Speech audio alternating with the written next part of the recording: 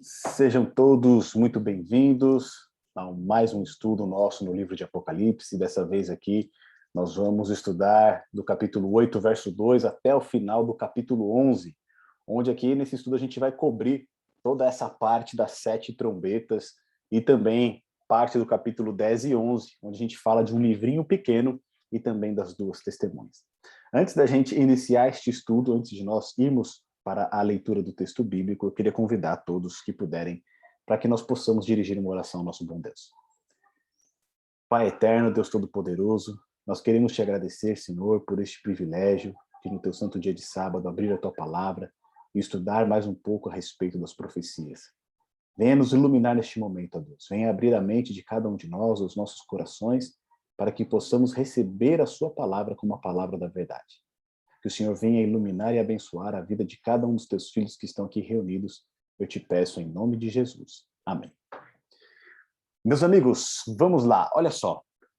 Apocalipse no capítulo 8, verso 2. A gente vai iniciar aqui. Eu vou compartilhar com vocês a minha tela e juntos aqui nós vamos ver o esboço, né, deste nosso estudo. Olha só. Então, nessa semana, nós estudamos o quê? Do capítulo 8, do verso 2, até o final do capítulo 11, tá certo? E aqui a gente tem o tema desse estudo, né? O título desse estudo hoje é O Toque das Trombetas e a Missão do Povo de Deus. E a gente fez a seguinte divisão aqui desses assuntos. O primeiro deles aqui, o toque das trombetas. Nós vamos ver as quatro primeiras trombetas, né, que são tocadas. Depois, a gente vai ter a quinta e a sexta trombeta. E, por último, a gente tem a sétima trombeta. A gente vai perceber que elas seguem a mesma disposição que os selos, tá certo? Do nosso último estudo. Depois, na segunda parte do estudo, a gente tem a missão do povo de Deus. E ali a gente encontra a mensagem do livrinho aberto e a experiência de João, no capítulo 10. E no capítulo 11, a gente vai ver a mensagem do povo de Deus, que envolve o santuário celestial, salvação e juízo, e também a experiência do povo de Deus. Tá certo? Então, neste estudo do capítulo 8 até o capítulo 11, a gente vai ver a questão das trombetas e também a gente vai ver nos capítulos 10 e 11 a missão do povo de Deus. Tá certo? Então, olha só. Quando a gente logo abre o capítulo 8, né, a gente começa a partir do verso 2, porque o sétimo selo ele terminou no verso 1, a gente percebe ali que no santuário celestial nós vamos ter 7 anjos diante do trono de Deus e são dados a estes 7 anjos 7 trombetas, tá certo? E quando a gente fala de trombeta na Bíblia, logo já vem algumas coisas na nossa mente, né? A gente já lembra, né, do sacerdote tocando o chofar, a gente lembra de algumas liturgias, algumas cerimônias religiosas do povo no Antigo Testamento em que eles tocavam, né, as trombetas, seja para anunciar, hoje, inclusive lá em Israel, quando começa o sábado, eles tocam, né, uma trombeta ali anunciando que o sábado está iniciando e quando termina também. Então, a trombeta ela sempre esteve muito relacionada ao contexto da religião de Israel e também na questão militar, tá certo? Quando a gente vai para a Bíblia, a gente descobre alguns pontos aqui, cadê que eu coloquei aqui? Isso. Números, no capítulo 10, a gente vai ver a utilização das trombetas para diversos fins, né? Tanto para fins religiosos também, quanto para fins de guerra. Então, quando o exército de Israel ia para a guerra, eles eram coordenados pelo toque das trombetas, tá certo? E aqui, então, portanto, o que a gente consegue perceber, né, nesse estudo que a gente fez do capítulo 8 e até o capítulo 11? Alguns pontos que a gente levantou aqui durante esse estudo, tá? Olha só, primeiro ponto aqui. Lembra que as 7 trombetas, elas seguem o mesmo fluxo dos eventos que a gente já viu dos 7 selos e das 7 igrejas, tá certo? Eles são eventos paralelos. Ou seja, quando uma trombeta toca, ela tem relação não ao exato período histórico dos 7 selos e das 7 igrejas, mas eles se correspondem, tá certo? Historicamente eles se correspondem. Mas a gente não diz que são as datas exatas, tá certo? Uma pode sobrepor alguma outra divisão. Então, as 7 trombetas aqui, elas são o quê? Um paralelismo dos 7 selos e das 7 igrejas. E com o seu fim também, né? A 7ª trombeta, quando ela toca, ela termina justamente com a volta de Jesus. Agora, outro ponto que eu quero trazer aqui para a gente desse estudo do capítulo 8, lembra que a gente conversou que antes de cada sessão principal, a gente está tendo uma cena introdutória que ocorre no céu? Lembra disso que a gente conversou? Né? A gente viu lá a entronização de Jesus, tá certo? Depois, a gente viu os 7 selos, a gente teve uma visão do trono, que seria ali a mesa com os pães. A gente teve agora, né? A gente está tendo agora, na sessão das 7 trombetas, o quê? A gente tem uma visão do altar de ouro, tá lá em Apocalipse capítulo 8, tá certo? No verso 3, onde diz o seguinte, ó, e veio outro anjo e pôs-se junto ao altar, tendo um incensário de ouro, e foi-lhe dado muito incenso para o pôr com as orações de todos os santos sobre o altar de ouro que está diante do trono. Então aqui, mais uma vez, antes das 7 trombetas, a gente tem uma visão introdutória, tá certo? Uma cena introdutória no santuário celestial, e dessa vez nós estamos aqui diante do altar de ouro. Então aquilo que a gente havia conversado antes, né? Lá no capítulo 1, João vê Jesus no meio dos castiçais. Depois, no capítulo 4 e 5, João vê Jesus sendo entronizado, tá certo? E agora, no capítulo 8, a gente vê que na sequência das 7 trombetas, antes delas soarem, João tem uma visão do altar de ouro no santuário celestial. Tá certo? Então a gente percebe que está havendo um movimento no santuário celestial também. E a gente vai constatar isso de uma maneira maior ainda no final do capítulo 11. Então, quando a gente olha para as trombetas, o que a gente logo percebe? Que ela tem um paralelo com os 7 selos. Vocês repararam isso? Os primeiros selos, né, eles vêm juntos, tá certo? Os 4 cavaleiros. E quando a gente olha aqui para as trombetas também, as quatro primeiras trombetas, elas vêm juntas. Porque as 3 últimas, elas não são chamadas de trombeta só, elas são chamadas de ais, tá certo? Então, eles têm um paralelo com os 7 selos. Então, os 4 primeiros selos são abertos juntos, as 4 primeiras trombetas também são tocadas juntas. O 5º e o 6º selo, eles são quebrados juntos, tá certo? E o 1º e o 2º ai, ele também são tocados, né? Essas trombetas, a 5ª e a 6ª, elas são tocadas juntas também. Entre o 6º selo e o 7º selo, o que a gente tem? O capítulo 7, que era o selamento do povo de Deus. E aqui, na sequência das 7 trombetas, o que a gente vai ter? Entre a 6ª trombeta, né, ou o 6º ai, e a 7ª trombeta, que seria o 3º ai, né, o 2º ai e o 3º ai, a gente tem o quê? Um pequeno rolo, tá certo? Em que um anjo desce com um pequeno rolo, ele entrega esse rolo para João, pede para que João coma esse rolo, João vai comer, na sua boca vai ser doce, mas quando chega no seu estômago vai ser amargo. Fora isso, vai haver uma ordem para João para que ele faça a medição do templo, tá certo? E por último, a gente vai ter o relato ali de 2 testemunhas. Então, quando a gente olha esses paralelos dos 7 selos e das 7 trombetas, a gente já consegue perceber algumas coisas aqui. Que o selamento do povo de Deus, ou seja, aquele capítulo, né, que era um parêntese entre o 6º selo e o 7º, ele está relacionado aqui com o capítulo 10 e 11, na sequência das 7 trombetas. Tá certo? Eles estão se equivalendo. Então, se lá nos 7 selos, esse capítulo ele falava do selamento do povo de Deus, aqui nas 7 trombetas, esse texto, né, que é um parêntese do capítulo 10 e o capítulo 11, ele também vai estar relacionado com o povo de Deus. Tá certo? Então, vamos avançar então aqui nas trombetas. Olha só, aqui a gente tem novamente, né, aquela menção que eu fiz, que a trombeta estava diretamente relacionada ao povo de Deus, tanto para a sua vida religiosa, quanto também para a área militar, tá certo? E aí a gente tem aquele paralelo com os 7 selos. Você tem as 4 primeiras trombetas soando, depois você tem a 5ª e a 6ª tocando, um texto entre parênteses, que é a mensagem e missão do povo de Deus, e por último você tem o toque da 7ª trombeta. Quando a gente fala em trombeta e a gente lembra do texto bíblico, acredito que a primeira coisa que vem na nossa mente seria a queda de Jericó, né, das muralhas de Jericó. Quando ali os sacerdotes e os levitas, né, os sacerdotes, eram 7 sacerdotes e ali eles deram 7 voltas em torno da cidade de Jericó, que tinha aquelas muralhas intransponíveis, e ao final das 7 voltas, eles tocaram as 7 trombetas e o povo gritou. E quando ocorreu, né, todo este barulho, que aconteceu? As muralhas de Jericó, elas ruíram. Essa história a gente vê lá em Josué, no capítulo 6, verso 4.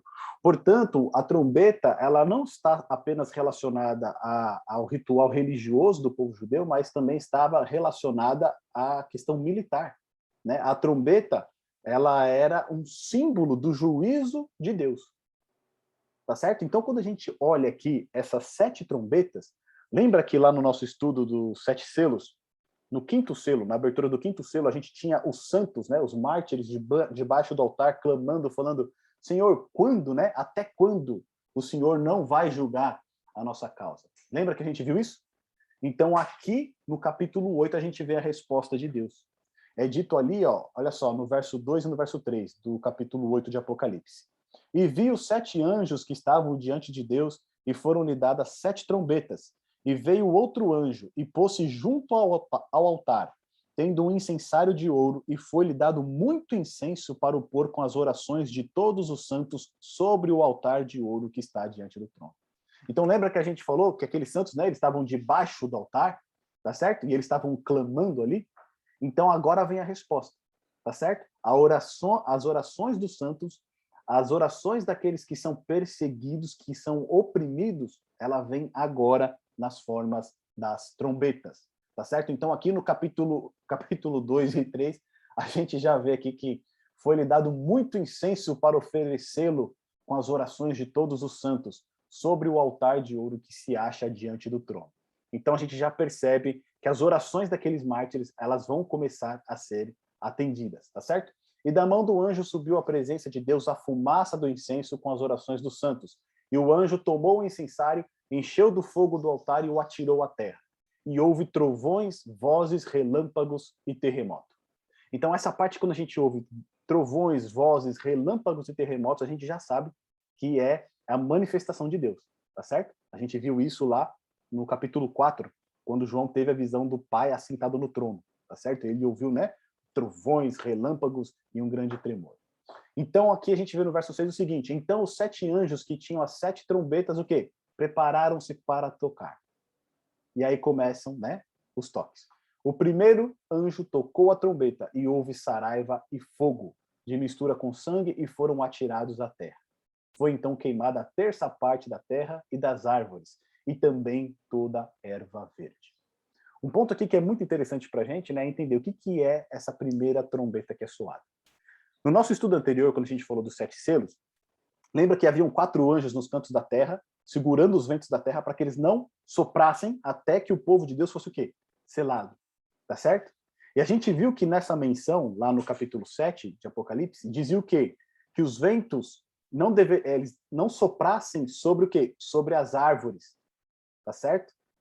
Sobre as árvores. E aí, o que a gente entendeu com relação a essas árvores? Qual que é a simbologia dessas árvores? A Bíblia, lá no Antigo Testamento, ela vai se referir ao povo de Deus como árvores e também como erva verde. Tá certo? Um bom exemplo desse, e aí eu vou pedir a ajuda de vocês, quem puder ler para a gente o texto que está lá em Salmo, no capítulo 1, verso 3. Tá certo? Salmos, capítulo 1, verso 3. Ali a gente já tem uma definição, né, do que são essas árvores e também erva verde. Quem encontrar, por favor, pode ler para a gente. Pode abrir o microfone e fica à vontade para ler. Salmo 1, verso 3.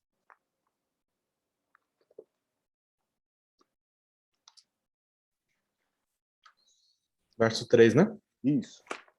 Ele é como árvore plantada junto à corrente de águas, que no devido tempo dá seu fruto, e cuja folhagem não murcha, e tudo quanto ele faz será bem-sucedido. Então aí a gente tem uma menção, né, do justo, né? Bem-aventurado nesse salmo. Aí lê o verso 2 para a gente também, Pedro, só para a gente entender ali de quem que ele está falando, por favor. Antes, o seu prazer está na lei do Senhor, e na sua lei medita de dia e de noite. Isso. Então aqui está falando do justo, tá certo? Aquele que serve a Deus, aquele que obedece a Deus, ele é considerado o quê? Como uma árvore, tá certo? E aí, em outros textos também da Bíblia, por exemplo, Salmo 52, verso 8, Isaías 61, verso 3, o próprio povo de Deus vai ser considerado, né, como árvore, como erva verde. Se você se lembrar, Jesus lá nos evangelhos, ele vai comparar a Israel, né, à figueira, tá certo? Que era também uma das imagens que a gente tinha do Antigo Testamento. Então, a árvore, a erva verde, ela representa o povo de Deus. Assim como a gente viu lá no capítulo 7, que os ventos não deveriam soprar sobre as árvores, ou seja, sobre o povo de Deus, até que esse povo estivesse protegido, estivesse selado, aqui na primeira trombeta, a gente vê o contrário. A gente vê o quê? Houve saraiva e fogo de mistura com sangue e foram atirados à terra. Foi então queimado o quê? A terça parte da terra. Quando a gente chegar lá no capítulo 12, que vai ser o próximo estudo, a gente vai ver que a terça parte, ela sempre está relacionada ao dragão, que é Satanás. Tá certo? Então, quando a gente olha aqui para as trombetas como o juízo de Deus sobre aqueles que estavam oprimindo e perseguindo o seu povo, essa terça parte representa um domínio de Satanás. Só que esse domínio de Satanás, olha só que interessante, a terça parte do que foi queimado? Das árvores e também de toda a erva verde. Só que se as árvores e a erva verde representam o povo de Deus, como elas podem fazer parte do domínio de Satanás, tendo a terça parte queimada? E aí que entra o grande ponto, tá certo? A árvore e a erva verde representavam o quê? O povo de Deus. A gente viu lá no Antigo Testamento. Só que aqui representa o povo de Deus que se afastou de Deus, que apostatou. Então essa árvore e a erva verde aqui da primeira trombeta sobre quem cai saraiva e fogo é uma representação da nação judaica, tá certo? Por conta da rejeição de Cristo, por conta depois da perseguição que elas infligem aos seguidores de Jesus, né? A gente vai ver que Paulo era um desses perseguidores. Então, esse juízo, o primeiro juízo aqui, que é uma resposta de Deus ao clamor daqueles que eram perseguidos, é contra quem? Contra a própria nação judaica. E lá no Antigo Testamento, por exemplo, quando a gente olha para Êxodo, Ezequiel, capítulo 38, verso 22 e 23, a gente vai ver os juízos de Deus contra Gog, tá certo? Que era um dos inimigos do seu povo. E os juízos de Deus eram com saraiva e fogo. E lá em Isaías 30, verso 30, a gente vai ver que com frequência Deus utiliza esse mesmo juízo de saraiva e fogo contra o seu próprio povo quando ele se aparta dele, quando ele se afasta de Deus. Então essa primeira trombeta que soa aqui, ela cai sobre a nação judaica. A gente vai ver que na destruição do templo em Jerusalém, lá no ano 70, pelos romanos, tá certo? Ali mais de milhões de pessoas foram mortas. E justamente isso se dá por conta da rejeição do Messias. Né? Quando Jesus ele faz a sua última visita ao templo, né? E ele sai dali chorando, né? Jerusalém, Jerusalém que mata os profetas, ali ele já estava tendo uma visão do que aconteceria com o seu povo, tá certo? Então essa primeira trombeta que soa é o juízo sobre a nação judaica, aquela que rejeitou a Cristo e passou a perseguir então os seus discípulos. Quando o segundo anjo toca a sua trombeta, a gente vai ver o quê? Uma grande montanha ardendo em chamas, ela é atirada ao mar. E ali a terça parte se tornou em sangue e morreu a terça parte da criação que tinha vida existente no mar, e destruída foi a terça parte das embarcações. Geralmente, o mar ele é representado como as nações que são os povos, né? Povos e nações que são inimigas ao povo de Deus. Tá certo? A gente vai ver isso um pouquinho mais para frente lá no livro de Apocalipse, mas a gente também tem algumas referências aqui do Antigo Testamento, tá certo? Então, o mar, ele é sempre representado como o povo que é inimigo ao povo de Deus. E a grande montanha, a gente tem uma referência lá em Jeremias, capítulo 51, versos 24 e 25, a gente tem uma referência à destruição de Babilônia. E ali a destruição de Babilônia, ela é representada pelo profeta como uma grande montanha que afunda no mar. Tá certo? E lá nos tempos de João, a gente lembra no nosso primeiro estudo, para os cristãos do primeiro século, quem que era considerada a Babilônia? Roma. Inclusive Pedro, quando ele escreve a sua carta, né, ele diz que, né, que ele está em Babilônia, ele está se referindo aonde? A Roma. Portanto, essa segunda trombeta que soa é um juízo de Deus contra quem? Contra a Roma, tá certo? Contra o Império Romano, contra aqueles que passaram agora a perseguir também o seu povo. A gente vai ver, né? Paulo é morto durante o Império Romano, Pedro é morto durante o Império Romano, a gente viu que a segunda igreja, a igreja de Esmirna, né, quantos ali foram mortos, foram perseguidos, as tribulações que eles enfrentaram, aquele período de 303 até 313 depois de Cristo, onde uma perseguição sistemática foi feita contra os cristãos, agora chegou a vez de Roma receber o quê? O juízo de Deus. E isso é um fato curioso, porque quando a gente olha no Antigo Testamento, geralmente Deus ele utiliza um povo para trazer juízo sobre um outro povo, tá certo? Vamos pegar o exemplo aqui de Israel e de Judá, o seu próprio povo. Quando eles se afastaram de Deus e se tornaram apóstatas, o que que Deus fez? Permitiu que a Síria viesse e afligisse Israel, tá certo? Permitiu que Babilônia viesse e afligisse Judá. Só que depois que ocorre, né, essa aflição e o povo se arrepende e volta, o que que Deus faz? Ele traz juízo exatamente sobre essas nações que foram instrumentos dele. Então, a Síria foi usada para corrigir Israel, tá certo? Mas depois de um tempo, Deus trouxe um juízo sobre a Síria também. A mesma coisa vai acontecer com Babilônia. Babilônia traz ela traz um momento de aflição sobre Judá. E aí depois, o que que acontece? Sobre Babilônia vem o Império Medo-Persa e assim por diante. Então, com frequência, Deus ele utiliza esse sistema, tá certo? Ele traz juízo sobre aquelas nações que em um momento foram seu instrumento para punir, né, o seu povo. Aqui no caso da primeira trombeta, a gente viu que os judeus eles receberam um juízo por parte de Roma, tá certo? São os romanos que destroem o templo lá no ano 70. Só que na segunda trombeta o que acontece? O juízo também vem sobre Roma. E aí a gente vai para o toque do terceiro anjo, olha lá no verso 10. O terceiro anjo tocou a trombeta e caiu do céu sobre a terça parte dos rios e sobre as fontes das águas uma estrela ardendo como tocha. E aí a gente vai na Bíblia, né? Lá em Jó, capítulo 38, verso 7. Quem puder, por favor, encontra para a gente esse texto. Jó, capítulo 38, verso 7. A gente vai ter ali, né, a tradução do símbolo de estrela. O que que significa a estrela para a gente aqui no texto bíblico? Quem encontrar, por favor, pode ler para a gente.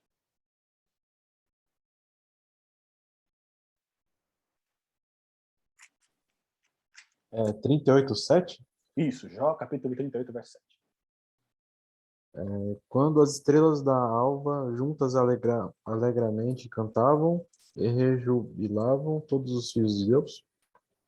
Então ali, né, quando as estrelas da alva junto cantavam, quem são essas estrelas da alva ali no livro de Jó? São os anjos, tá certo? Então os anjos eles são representados ali por estrelas. E quando a gente vê essa terceira trombeta, o que que acontece? A gente vê uma grande estrela ardendo como tocha e ela cai do céu, tá certo? E ela vai cair e ela vai contaminar o quê? A terça parte dos rios e das fontes das águas. E aí no verso 11 diz o seguinte, o nome da estrela ela é Absinto, e a terça parte das águas se tornou em Absinto, e muitos dos homens morreram por causa dessas águas, porque se tornaram o quê? Amargosas. Tá certo? Então quem que é essa estrela que representa o anjo que caiu do céu? Quando a gente vê lá em Isaías 14, né, a gente vê que essa representação é do próprio Lúcifer, tá certo? O próprio diabo antes era um anjo exaltado que se rebelou contra Deus e foi lançado o quê? Para a terra. Então essa estrela que ele vê que João vê, né, no toque da terceira trombeta, caindo do céu e poluindo ali as águas, é o próprio diabo, tá certo? Só que olha o que diz o seguinte, ó. Ele caiu do céu sobre a terça parte dos rios e sobre as fontes das águas. Quando a gente vai para a Bíblia, as águas, né, as fontes das águas, elas geralmente representam alimento espiritual. Tá certo? A gente vê isso lá em Isaías, no capítulo 12, verso 3, em Provérbios, capítulo 13, verso 14, mas talvez, acho que o texto mais emblemático para a gente é aquele que está em João, capítulo 7, verso 38 e 39. Quem pode ler para a gente esse texto de João? Só para a gente ter a compreensão aqui do que representa essas fontes das águas e dos rios também. João, capítulo 7, verso 38 e verso 39. Por favor, quem encontrar pode ler para a gente. nossas amigas e irmãs que estão junto aqui com a gente, fiquem à vontade para abrir o microfone e fazer a leitura do texto, tá bom?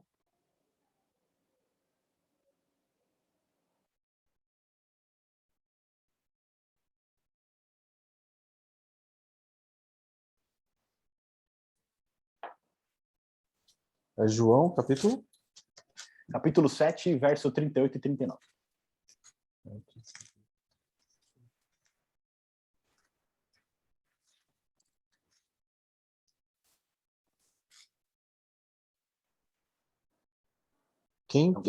Quem crer em mim, como diz a Escritura, do seu interior fluirão rios de água viva. Isto ele disse com respeito ao Espírito que haviam de receber os que nele crescem, pois o Espírito até aquele momento não fora dado, porque Jesus não havia sido ainda glorificado. Então, nesse texto aqui que o Pedrão leu para a gente, o que a gente percebe ali?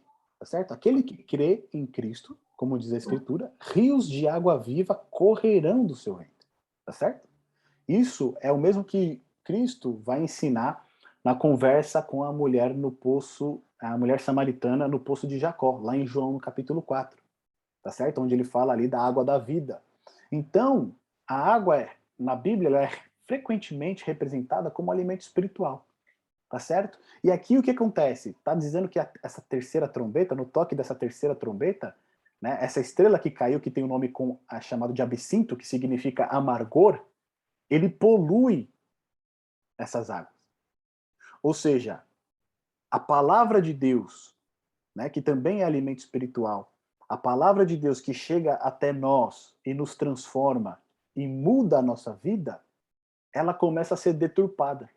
Ou seja, o diabo aqui ele começa a trabalhar para mudar a palavra de Deus, para distorcer a palavra de Deus, para contaminar a palavra de Deus com a tradição, com ensinamentos que não são bíblicos, tá certo? E isso acontece o quê? No toque da terceira trombeta. Então o juízo que ele vem com o toque da terceira trombeta é o quê? As pessoas começam a ser enganadas por Satanás, e não somente enganadas, mas elas deixam agora de receber o alimento que espiritual, para que possam ter vida. Aí lembra do terceiro selo? Que o terceiro selo era o terceiro cavalo, o cavalo preto, que representava fome espiritual? Lembra disso? Então, essa terceira trombeta aqui também está ali em harmonia com o terceiro selo. Agora, olha só no verso 12, o quarto anjo, quando ele toca a sua trombeta.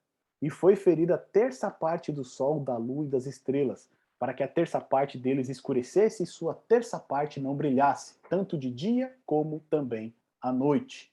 Então, essa aqui é a quarta trombeta. Agora, olha só o contexto que a gente encontra aqui do Antigo Testamento. Quando a gente vai lá em Gênesis, no capítulo 1, verso 14 e 18, a gente vê a criação, né? Não a criação, né? Mas a gente vê ali o sol e a lua agora e as estrelas sendo por luminares, tá certo? Deus, ele coloca estes astros para que seja feita, para iluminar a terra e para que também seja feita a marcação de tempo.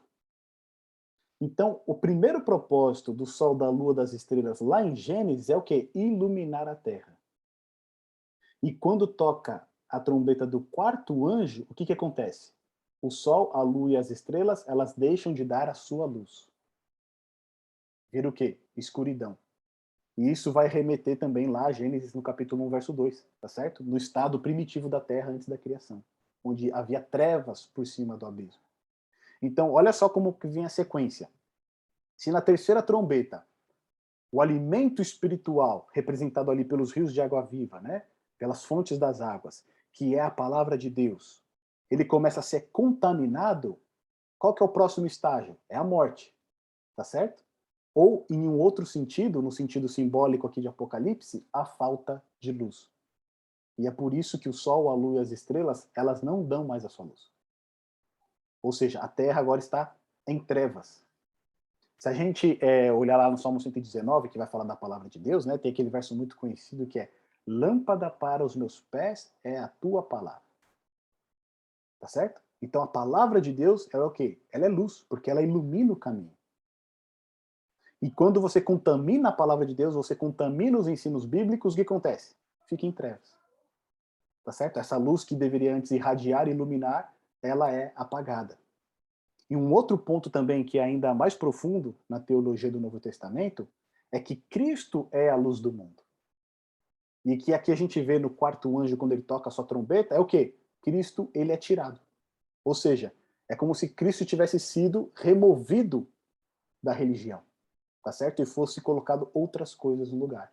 Então, Cristo, que é a luz do mundo, não está mais brilhando. Tiraram esse brilho das pessoas. E agora as pessoas, elas entram em trevas.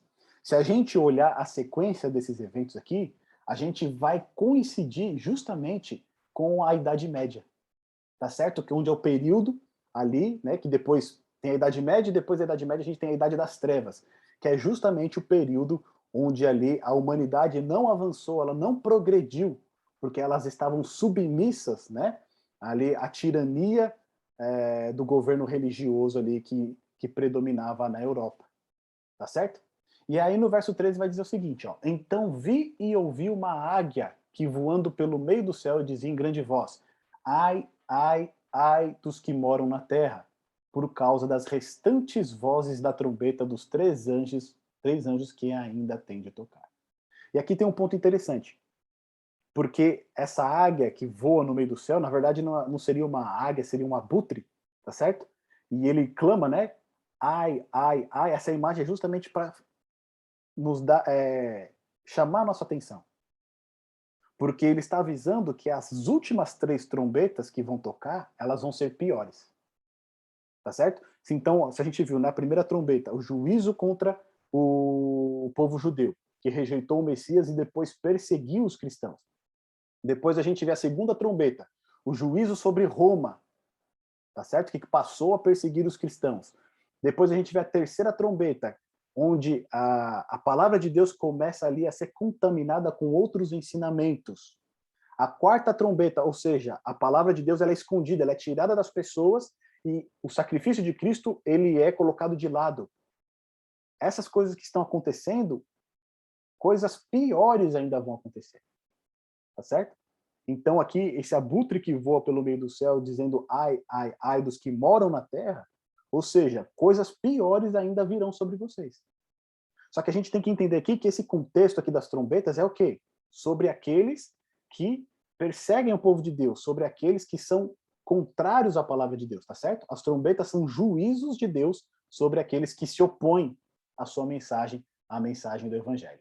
Então, se a gente fizer aqui um comparativo, até aqui, até esse momento, até a quarta trombeta, com as 4 primeiras igrejas e também com os 4 primeiros selos, olha que coisa interessante para a gente. A gente vê que essas informações que a gente tirou do capítulo 8, elas estão em harmonia, tá certo? Então lá a igreja de Éfeso, o primeiro selo, a igreja apostólica vencedora, proclamadora do evangelho puro. Depois, no segundo período, a igreja de Esmirna, que é o segundo selo e também faz parte da segunda trombeta, que foi a igreja perseguida, onde nós tivemos as perseguições de mártires, nós tivemos muito sangue derramado. Depois a terceira igreja, a igreja de Pérgamo, muitos casamentos, lembra? Quando as heresias começam a entrar dentro da igreja, está em total harmonia com a terceira trombeta. Quando, né, aquele grande anjo, aquela grande estrela que cai, chamada absinto, amargor, ela contamina as fontes de água, que é a palavra de Deus. Tá certo? E o quarto selo, que é Tiatira, onde a gente vê a igreja em apostasia completa, né, a Jezabel, os ensinos dos nicolaítas, ali a gente vê completamente o quê? A ausência de Cristo. Tá certo? Ali, Cristo é retirado, Cristo que é a luz do mundo, ele é retirado e o que predomina dentro da igreja é o quê? É a tradição. Inclusive, lembra que as advertências que tinham ali, né, era de morte espiritual, né, juízo severo sobre a igreja. Então, quando a gente faz esse comparativo, né, entre igrejas, selos e trombetas, a gente percebe que o texto bíblico está em perfeita harmonia. Tá certo? Então, até aqui foram 4 trombetas. Alguém quer fazer algum comentário? Fique à vontade. Eu, Preto. Fala, Pretinha. Dá para me ouvir? Dá.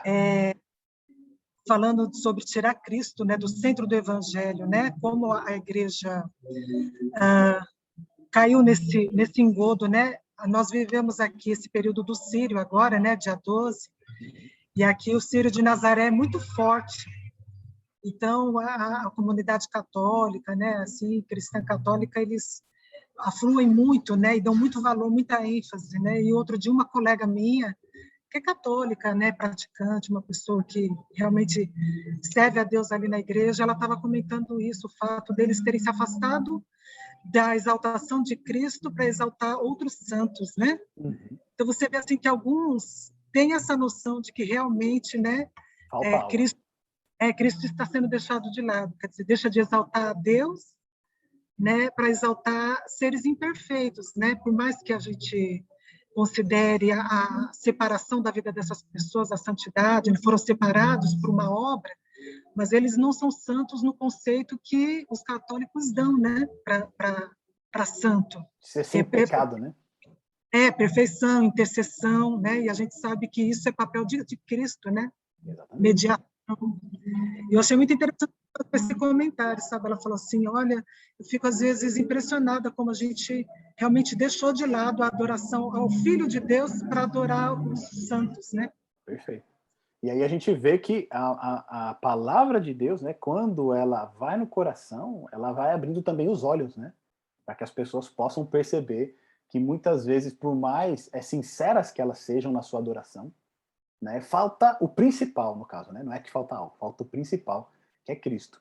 Então aqui nessa quarta trombeta, o que a gente vê? A escuridão, tá certo? O sol, a lua, as estrelas deixam de dar a sua luz, ou seja, a terra está agora em trevas. Por quê? Porque a palavra de Deus foi retirada e também Cristo, que é a luz do mundo, foi colocado de lado. Que casa justamente com aquela descrição da igreja de Tiatira, tá certo? Com as heresias, falsos ensinamentos, e aí a gente percebe essa harmonia entre igrejas, selos e trombetas. Então agora vamos para a quinta e sexta trombeta. Olha só.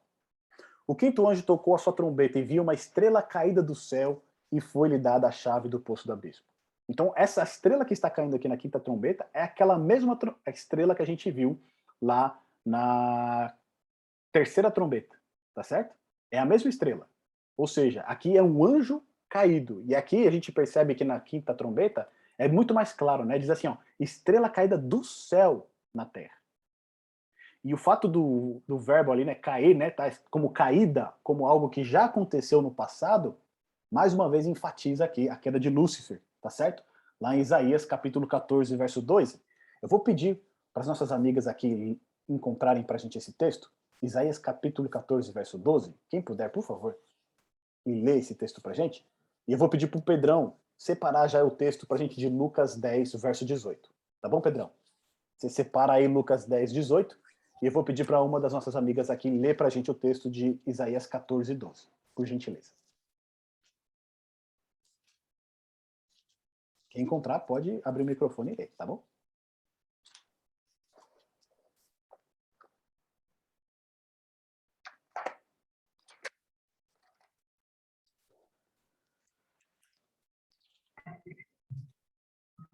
Como caíste do céu, ó estrela da manhã, filho da alva, como foste lançado por terra, tu que debilitavas as nações. Então aqui a gente tem uma descrição da queda de Lúcifer, tá certo? Aqui a gente está falando a respeito do rei de Babilônia, mas por trás desse rei de Babilônia aqui está a figura de Satanás. E como ele caiu da sua posição de querubim, tá certo?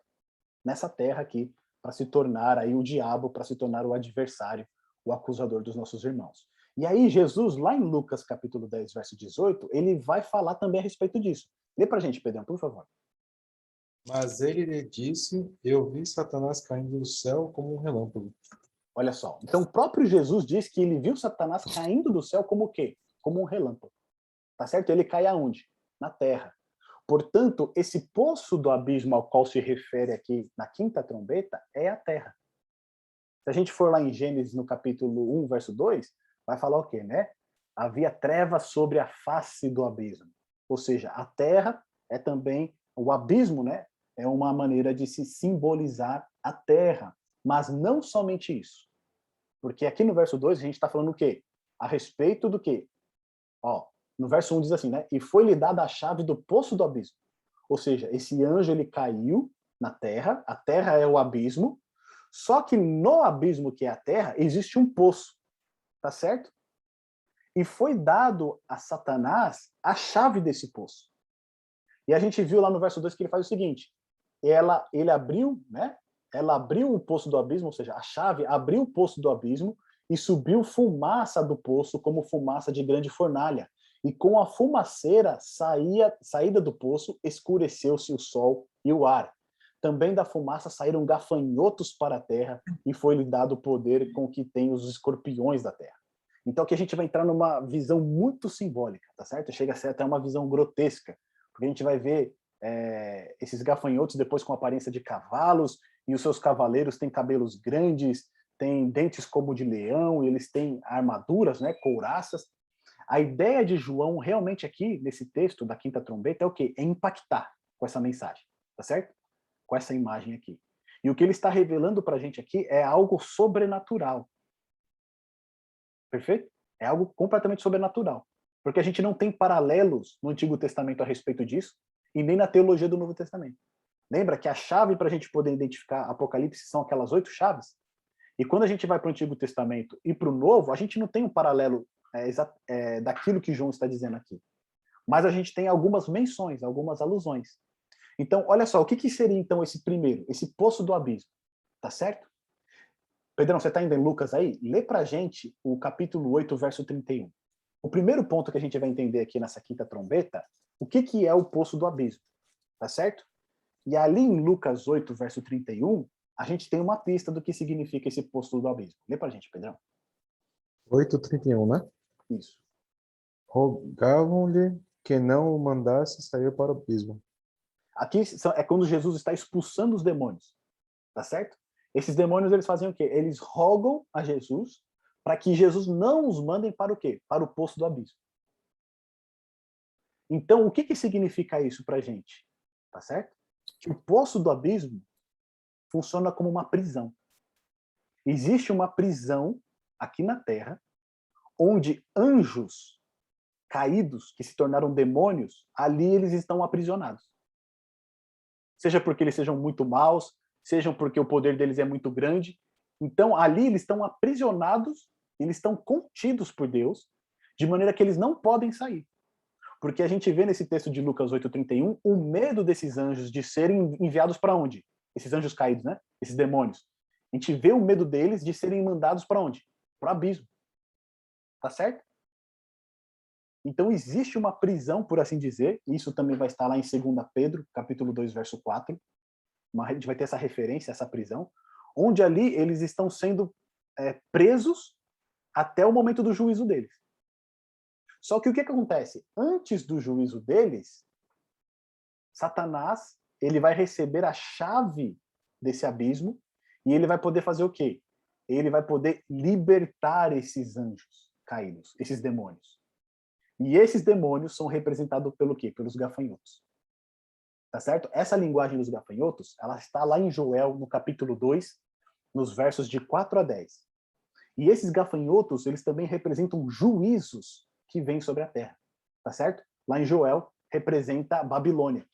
Então, esses gafanhotos são juízos que vão vir sobre a terra também.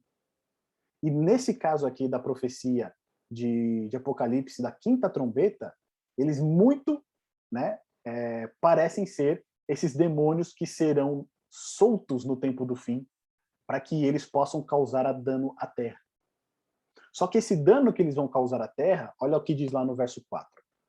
E foi-lhes dito que não causassem dano à erva da terra. Lembra que a gente falou que a erva da terra é quem? É o povo de Deus, tá certo? Lá em Apocalipse capítulo 7, os ventos não podiam soprar sobre as árvores nem as ervas da terra. E aí depois eles vão completar, dizendo que eles não deveriam soprar até que o povo de Deus fosse o quê? Selado. E aqui nessa quinta trombeta diz, não causassem dano à erva da terra, nem a qualquer coisa verde, nem a árvore alguma, e tão somente a quem? Aos homens que não têm o selo de Deus sobre a fonte. Então, quando a gente olha esse toque da quinta trombeta, onde Satanás ele vai liberar esses demônios que estão presos, o que a gente percebe aqui? Esses demônios eles vão causar um grande dano na terra. Mas o dano que eles vão causar é somente sobre aqueles que não têm o quê? O selo de Deus. Eles vão causar esse dano terrível somente naqueles que ainda não foram selados por Deus. Tá certo? E depois diz lá mais, né? foi-lhes dado também que não os matassem, e sim que os atormentassem durante 5 meses. E o seu tormento era como o tormento de escorpião quando fere alguém. Naqueles dias, homens buscarão a morte e não acharão. Também terão ardente desejo de morrer, mas a morte fugirá deles. E aí a gente vai entrar naquela descrição desses gafanhotos, né? O aspecto dos gafanhotos era semelhante a cavalos preparados para a peleja, na sua cabeça havia como coroas parecendo de ouro, e o seu rosto era como o rosto de homem. Tinham também cabelos como cabelos de mulher, os seus dentes como dentes de leão, tinham couraças como couraças de ferro. Depois, no verso 10, vai dizer o seguinte: tinham ainda cauda como escorpiões e ferrão. Na cauda tinham poder para causar dano aos homens por 5 meses. E tinham sobre eles como seu rei o anjo do abismo, cujo nome em hebraico é Abaddon e em grego Apolion. Então aqui de novo, né, a gente tem a menção àquela estrela caída lá do verso 1, tá certo? Só que aqui fica claro, né? O líder de todos estes gafanhotos que representam aqui entidades demoníacas, quem que é? O próprio diabo, tá certo? O anjo do abismo. O nome hebraico Abaddon e em grego Apolion. Tanto no hebraico quanto no grego, Abaddon e Apolion significam destrutor, destruidor. E Jesus, lá em João capítulo 10, verso 10, né, ele vai falar que o inimigo, né, ele vem para matar, roubar e destruir. E esse inimigo se tratando do próprio diabo. Aqui, quando a gente fala no verso 10, que estes demônios, né, esses gafanhotos aqui, eles tinham poder na sua cauda para causar dano aos homens, é um ponto interessante, porque lá em Isaías, no capítulo 14, verso 15, o profeta ele vai se referir à cauda como os falsos profetas. Os profetas que ensinam, né, que fazem, ensinam ao povo ensinamentos falsos, que ensinam mentiras, que ensinam aquilo que é contrário à palavra de Deus. Então, a cauda no Antigo Testamento, ela é referente a falsos ensinamentos. E quando a gente olha todo esse contexto de quinta trombeta, tá certo? A gente vê que Satanás, ele vai poder o quê? Libertar esses demônios. Esses demônios agora eles vão causar um tormento muito grande sobre a terra, tá certo? Mas sobre o povo de Deus que está selado, eles não vão poder causar nenhum tormento. E aqui, quando a gente vê no verso 10, que, né, que tinham ainda cauda como escorpiões e ferrão, na cauda tinha o poder para causar dano aos homens, a gente percebe que o poder que eles têm para atormentar as pessoas vem da onde? Da cauda. E quando a gente olha o pano de fundo do Antigo Testamento, a cauda são falsos ensinamentos. Então, aqui nessa quinta trombeta, não parece uma guerra, né? Como realmente se fossem cavaleiros literais, sentados em cavalos, com armas de fogo. O que está aparecendo aqui para a gente é que essas entidades demoníacas, né? Elas vão utilizar pessoas, elas vão utilizar meios para causar tormento às pessoas por meio do quê? De falsos ensinamentos, de falsas teorias, de falsas filosofias. Tá certo? Então, nessa quinta trombeta aqui, o que a gente vê, se a gente olhar no nosso plano histórico, tá certo? A quinta trombeta ela tem que estar relacionada ao quinto selo, que é o selo que a gente viu os mártires debaixo do altar, representado pela Reforma Protestante, e a gente e também está relacionada à quinta igreja, que era a igreja de Sardes. Quando a gente olha na história, o que vem, né, logo após a Reforma Protestante? A gente vê o surgimento do quê? Da Revolução Francesa. E junto com a Revolução Francesa vem uma série de ideias materialistas, secularistas, ateístas que antes não existiam. Tá certo? Então até esse movimento, né, que foi chamado como iluminismo, né, onde vários filósofos ali franceses e ingleses, eles contribuíram aí para o avanço da ciência, da política, do direito. Isso a gente não pode negar que teve um avanço muito grande em todas essas áreas, tá certo? Porque antes era a Idade das Trevas, porque ali, né, foi removida a palavra de Deus, foi removido Jesus, né? Toda a Europa ali entrou em trevas E rompendo com essas trevas surge o quê? O iluminismo, né? Um movimento filosófico que aí, por conta da opressão da igreja na Idade Média, vai fazer o quê? Vai remover a igreja. E vai tornar tudo muito mais racional. Não, a gente tem explicação para tudo, né? Não foi Deus que criou, não surgiram as coisas porque Deus quis, mas a gente consegue explicar através da razão. Então, essas filosofias, essas ideias, né, materialistas, secularistas, ateístas, elas surgem no movimento iluminista e elas começam, então, a se propagar por todo o mundo. Quando a gente vê aqui que na quinta trombeta, né, o poder destes agentes demoníacos está na cauda, que representa falsos ensinos, a gente vê uma harmonia muito grande com a história. Porque até então, né, antes do século XVIII, não existia nem a palavra ateísmo. Olha que coisa interessante. Ela foi surgir a partir do século XVIII, influenciada diretamente por esse movimento iluminista que foi trazido pela Revolução Francesa. Tá certo? Então, aqui na quinta trombeta, o que a gente vê? Não é uma guerra física, literal, conforme aparece, né? Aparenta ser uma guerra, né? Cavaleiros, etc., com fogo, com dentes de leão, mas é muito mais uma guerra espiritual. Tá certo? Falsos ensinamentos, falsas teorias e filosofias que procuram o quê? Minar a fé das pessoas, que procuram afastar elas do conhecimento de Deus.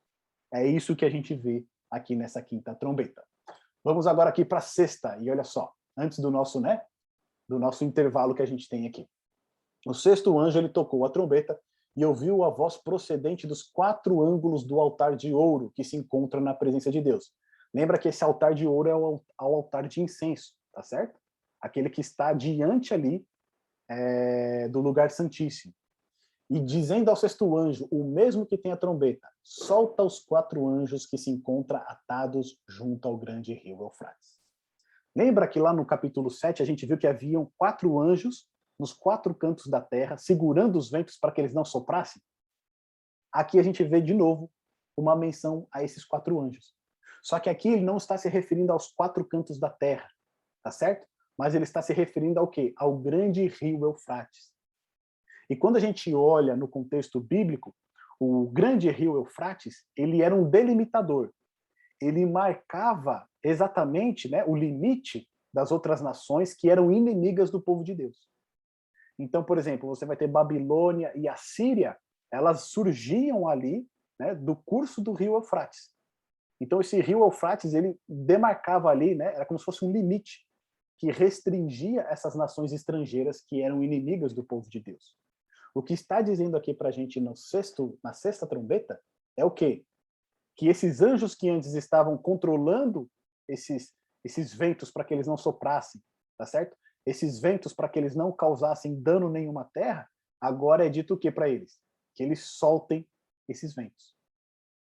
E ali diz no verso 15, foram então soltos os 4 anjos que se achavam preparados para a hora, o dia, o mês e o ano, para que matassem o quê? A terça parte dos homens. Tá certo? Então, quando esses anjos que estavam restringindo os poderes demoníacos, eles deixam de segurá-los, o que acontece? Esses anjos, esses poderes demoníacos, né, esses agentes satânicos, eles são liberados para destruir a terça parte dos homens. De novo, né? A terça parte representa aquela parte que compete ao controle, ao domínio de Satanás. Tá bom? E aí, no verso 16, a gente vê o seguinte: e o número dos exércitos da cavalaria, desses agentes demoníacos que a gente viu já na trombeta anterior, era qual? De 20.000 vezes 10 milhares, e eu ouvi o seu número. E aqui esse 20.000 vezes 10 milhares representa 200 milhões, tá certo? E aí quando a gente vê esse texto aqui do verso 16, a gente faz uma comparação com Apocalipse capítulo 7. Porque lembra lá, João, ele ouviu o número daqueles que foram selados e ouviu o número daqueles que foram selados, 144 mil. Aí ele começa, né? Da tribo de Ruben, 1.000. Então, aqui existe um paralelo que é feito em que, enquanto no capítulo 7, Deus está preparando o seu povo, está selando o seu povo para a última grande crise, né? A gente viu que os 144 mil representam o povo de Deus no tempo de fim. né? É a igreja militante. É a igreja que vai enfrentar a grande e última crise. Enquanto os 144 mil representam o povo de Deus, aqui os agentes de Satanás, eles representam quanto? 200 milhões. É quase uma afronta isso, né? O povo de Deus tem 144 mil. Aqui, o número, né, dos agentes satânicos envolvidos também, preparados para essa última batalha, são o quê? 200 milhões. Então, aqui, a gente percebe que, de um lado, Deus está preparando o seu povo, e do outro lado também, Satanás está preparando os seus agentes para esse grande e último conflito, que a gente vai ver mais adiante lá, quando a gente falar da batalha do Armagedon. Tá certo? Então, aqui, novamente, ele vai fazer uma descrição desses agentes, tá certo? Demoníacos, onde ele vai falar que, assim, nesta visão, contemplei que os cavalos e os seus cavaleiros tinham couraças cor de fogo, de jacinto e de enxofre, e a cabeça dos cavalos era como cabeça de leão, e da sua boca saía fogo, fumaça e enxofre. Lembra que fogo, fumaça e enxofre sempre é um juízo de Deus, tá certo? Quando a gente vai ver na destruição de Sodoma e Gomorra, o que caiu do céu sobre Sodoma e Gomorra lá em Gênesis capítulo 19? Fogo e enxofre, tá certo? Então, fogo e enxofre sempre está associado ao juízo de Deus. E aqui diz, no capítulo 9, no verso 18, por meio destes 3 flagelos, a saber, pelo fogo, pela fumaça e pelo enxofre, que saíam da sua boca, foi o quê? Foi morta a terça parte dos homens. Pois, de novo, né? Ele vai mencionar aqui, ó, a força dos cavalos estava onde? Na sua boca e na sua cauda, porquanto a sua cauda se parecia com serpentes, e tinha cabeça, e com ela causavam dano. Aí quando ele fala aqui que a cauda se parecia com serpente, quando a gente fala de serpente, o que a gente lembra? Gênesis 3, tá certo? Quando a serpente vai lá e engana Eva. Então a gente percebe que a serpente enganou Eva. E a gente viu que a cauda aqui, na trombeta anterior, era o quê? Falsos ensinamentos. Portanto, esses agentes satânicos aqui da sexta trombeta, eles não estão armados de uma maneira literal, com força na sua boca e na sua cauda. Não. Eles vão para a última batalha utilizando o quê? Argumentos, filosofias, falsos ensinamentos, porque dessa maneira eles conseguem induzir as pessoas a fazerem aquilo que eles querem. Ou seja, a guerra, ela é espiritual, tá certo? Ela é ideológica e espiritual. É uma batalha pela mente. Deus está querendo selar o seu povo com o Espírito Santo, mediante a sua palavra, mediante o sacrifício de Cristo. E enquanto isso, Satanás está buscando arregimentar, né, os seus agentes para a sua batalha através de filosofias, ensinamentos satânicos, diabólicos, que procuram afastar as pessoas de Deus. E a gente vê isso acontecendo no mundo como em nenhum outro tempo, tá certo? As ideologias, seja elas quais forem, políticas, sexuais, elas têm dominado tudo. E isso tem feito a cabeça das pessoas. Isso tem transformado a maneira das pessoas pensar, não por um lado bom, mas em oposição àquilo que está na palavra de Deus. Então, quando a gente vê que, né, o poder desses agentes aqui está na cauda, né, e elas pareciam com serpentes, é justamente o quê? O engano satânico nos últimos dias. Satanás, ele vai usar todos os meios possíveis para enganar as pessoas, para colocar ideias que são contrárias à palavra de Deus. E aí no verso 20 diz algo interessante para a gente, porque fala assim, os outros homens, aqueles que não foram mortos por esses flagelos, o que aconteceu com eles? Eles não se arrependeram. Ou seja, essa sexta trombeta, ela cai sobre a terça parte dos homens. E a gente vai ver que foi a terça parte dos homens que foi destruída, tá certo? Morta. Mas aqueles que sobraram, o que aconteceu com eles? Eles não se arrependeram. Eles não se arrependeram das obras das suas mãos, deixando de adorar os demônios e ídolos de ouro, de prata, de cobre, de pedra e de pau, que nem podem ver, nem podem ouvir, nem andar. E aí tem um ponto interessante. Esse não se arrepender aqui, e a menção desses ídolos de ouro, prata, cobre, pedra, pau, faz uma menção lá a Daniel capítulo 5. Lembra quando a gente fez o estudo de Daniel capítulo 5, que fala a respeito da queda de Babilônia? O que aconteceu ali? o rei Belsazar, tá certo? Estava dando um banquete. E ali ele utilizou os utensílios do templo para dar esse banquete. E era, na verdade, uma orgia sexual, tá certo?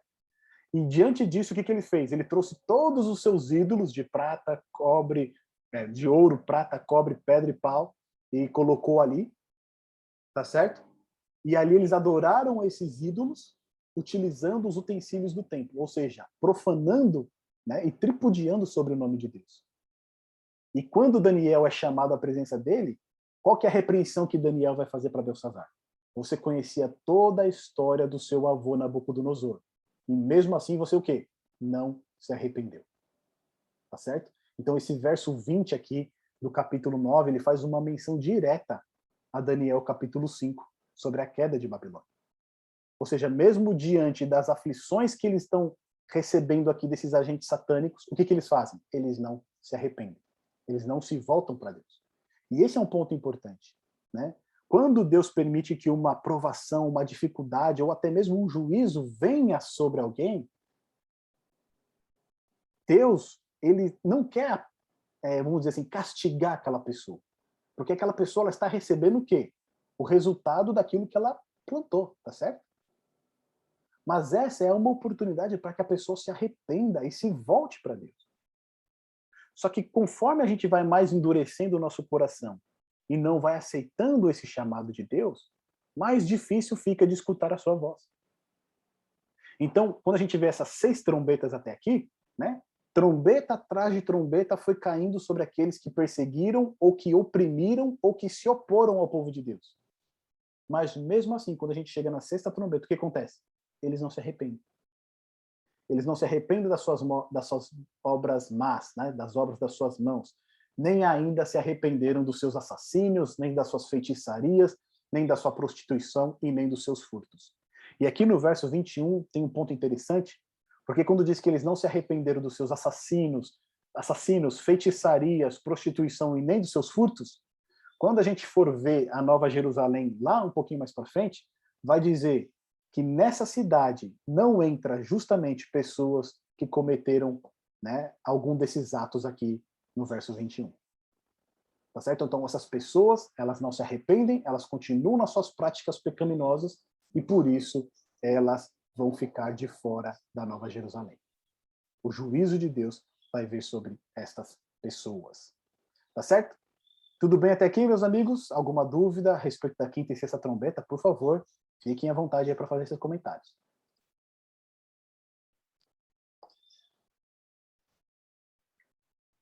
Tudo certo? Podemos seguir em frente? Então, olha só, deixa eu recapitular aqui com vocês. Lembra que nos 7 selos a gente tinha um interlúdio, né? Um parêntese entre o 6º selo e o 7º selo. Aqui nas 7 trombetas também acontece a mesma coisa. A gente tem um interlúdio entre a 6ª trombeta e a 7ª trombeta, ou o 2º ai e o 3º ai. Tá certo? E agora a gente vai entender o que significa esse capítulo 10 e capítulo 11 no meio da 6ª e da 7ª trombeta. Aqui no capítulo 10 a gente vai ver o seguinte: vai ser apresentado para João um rolo, tá? Um pequeno rolo aberto. Depois vai ser pedido para que João ele faça a medição do templo. E depois vão ser apresentadas 2 testemunhas. E aí entra um ponto muito interessante para a gente. Olha só. Esse pequeno... Lembra que a gente viu lá no capítulo 5 um livro selado, né? Um rolo selado? Que era o rolo que Jesus tomou nas mãos quando ele se assentou à destra do Pai. E ali, esse rolo selado, ele começou a quebrar os selos e abrir os selos. Só que a gente viu que o 7º selo representa justamente a volta de Jesus e o início do juízo. Tá certo? Então, o conteúdo do livro, ele só vai ser descoberto o quê? Após a volta de Jesus. Então, o que é esse pequeno rolo que a gente vê no capítulo 10? E agora a gente vai entender o que significa esse pequeno rolo. A ideia que a gente tem do capítulo 10, quando é apresentado esse pequeno rolo aberto, esse pequenininho livro, né? Ele chama um livrinho, né? Mas é como se fosse um rolo pequeno. É como se ele fizesse parte do livro de Apocalipse capítulo 5 que estava selado. Só que somente uma parte dele foi dado a conhecer a João. Tá certo? Então é como se Jesus tivesse aberto todo o livro e ele separou uma pequena parte e essa pequena parte ele mostrou para João o que ia acontecer. E o que é essa pequena parte? Segundo os estudiosos, a partir, né, do livro de Apocalipse, esse livrinho selado representa a partir do capítulo 12 até o capítulo 22, verso 5 de Apocalipse. Então, o conteúdo de Apocalipse, capítulo 12 até o capítulo 22, é o conteúdo desse livrinho selado que foi, esse livrinho aberto que foi revelado para João. Tá certo? Então, olha só o que diz lá pra gente no capítulo 10. João ele vai ter a visão de um anjo muito forte descendo do céu, envolto em nuvem, com um arco-íris por cima da sua cabeça e o rosto como o sol e as pernas como coluna de fogo. Ele tinha na mão um livrinho aberto e pôs o pé direito sobre o mar e o esquerdo sobre a terra. E aqui a gente tem dois opostos, né? Lembra que a gente viu lá em Daniel? Quando eu tenho dois opostos, ele significa o todo. Né? A gente falou do rei do norte e o rei do sul, representava o todo. Aqui, esse anjo ele coloca o pé sobre o mar e sobre também a terra. Mar e terra, representando o quê? Toda a esfera terrestre. Tá certo? Representa todo mundo. Então, ele tem autoridade sobre a terra e também tem autoridade sobre o mar. Então, ele tem a ideia aqui é de que a mensagem que ele vai apresentar para João é uma mensagem global. Tá certo? E aí depois ele brada em grande voz e ruge como leão. Quando a gente vê essa figura desse grande anjo forte, a gente lembra logo de Apocalipse capítulo 1, verso 15 e 16, que é a visão de Cristo glorificado, tá certo? Só que existe um porém. Quando a gente olha todo o livro de Apocalipse, em nenhum ponto Cristo ele é chamado de anjo forte. Ele é o cordeiro, ele é o leão da tribo de Judá, ele é Miguel, tá certo? Ele é o alfa e o ômega, o primeiro e o último. Mas ele nunca é chamado de anjo forte. Então existe um debate aqui de que este anjo forte que tem um livrinho na sua mão direita, né? E ele fala com João, ele seja um anjo realmente comissionado por Jesus. Ele não é o próprio Cristo. Né? A imagem que apresenta aqui para a gente, se a gente faz a menção lá de Apocalipse, capítulo 1, verso 15 e 16, e também de Daniel, capítulo 12, parece ser Jesus, tá certo? Só que aí a gente tem um problema no texto, porque em nenhum ponto do Apocalipse, Jesus ele é chamado de anjo forte. Ele tem outros nomes. Tá? Então aqui tem essa questão aqui que algumas pessoas interpretam sendo Jesus e outros interpretam sendo um anjo enviado por Jesus com um livrinho. O que, se a gente olhar também lá no capítulo 1, a gente vai ver o quê? Né? Logo nos primeiros versos, né? Revelação de Jesus, que foi dada, né, pelo Pai para Jesus, e Jesus, por intermédio do seu anjo, entregou a quem? A João. Ou seja, Jesus, né, por intermédio do seu anjo, entregou a João. Aqui, nesse capítulo 10, parece realmente que está fazendo menção a esse feito, tá certo? Que esse anjo muito forte que aparece aqui, ele é um enviado de Jesus, mas não é o próprio Jesus. E ali a gente tem, né, no verso 3, que diz que ele bradou em grande voz, rugiu como um leão, e quando bradou, desferiram-se os 7 trovões, as suas próprias vozes. E logo que falaram os 7 trovões, eu ia escrever, mas ouvi uma voz do céu dizendo, guarda em segredo as coisas que os 7 trovões falaram e não as escrevas. E aqui é um ponto interessante para a gente, tá certo? Porque esses 7 trovões aqui que João ouve, né, a gente não sabe identificar, mas a gente sabe que o 7 sempre significa o quê? O número da perfeição, tá certo? O número divino. E sendo 7 trovões, a gente viu que o trovão, relâmpago, né, grande tremor, representa o quê? A manifestação de Deus. Então, a ideia é que esses 7 trovões aqui, eles pudessem ser o quê? Uma mensagem de Deus que os cristãos, no tempo de João, eles conheciam. Porque quando João ouve, ele não precisa que alguém explique. O que ele faz? Ele já começa a escrever. Só que quando ele vai escrever, vem uma voz do céu, que pode ser a voz do próprio Pai, dizendo, guarda em segredo as coisas que os 7 trovões falaram, e o quê? E não as escrevas. E aqui é curioso, né? A gente fica perguntando, né? A gente fala, puxa vida, por que será que Deus impediu João de escrever o que esses 7 trovões revelaram? Tá certo? E aí a gente tem algumas questões. Deuteronômio 29, verso 29, vai dizer o seguinte, né? Que as coisas reveladas pertencem a nós e aos nossos filhos. mas as coisas encobertas pertencem a Deus. Tá certo? Então, aquilo que Deus revelou pertence a nós e aos nossos filhos por toda a eternidade.